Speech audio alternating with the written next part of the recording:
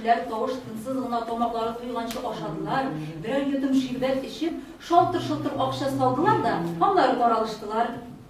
Кыз ягыда, егет ягыда тагын бүләкләр бирештеләр, тагын бирнәләр җибәрештеләр һәм Г шәһәренең дә, Н шәһәренең дә әллә кемнәренең байларныкы, байларча була инде ул дигәннәрен ишетеп, бик куаныштылар.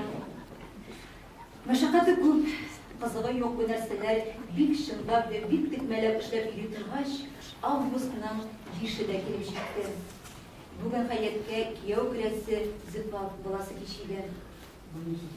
Хәят бүген көн буе башына бик каты истигән кеше шикелле миңгерәүләнеп йөрде. Бик каты сизелә. Ул бер туңа, бер эсселе, тормышында курку сыман бер каушау сизелә иде.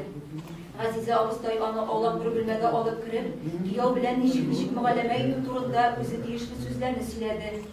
Хәят бу сүзләрне тыңлап торса да, аңлап җиткезә алмады. Ул айрым-айрым сүзләрне дә аңлый, җөмләләрне дә аңлый. Ләкин бу сүзләрдә нинди мәгънә ятканлыгын гына аңлап җиткезә алмый. Бары Газиза абыстайның гына кат-кат әйткән бер сүзе аның колагында яңгырап калды. Анасы аңа әвәл күрешүдә Салихның кулын үбеп күрешергә кушты. Иң әвәл күрешүдә ир булган кешенең кулын үбеп күрешергә кирәк, диде ул. Бүген көне буе Әминәгә кияү киләсе йортта булды. Алар Хәят белән бер бүлмәдә бикләнеп бик озак сөйләштеләр.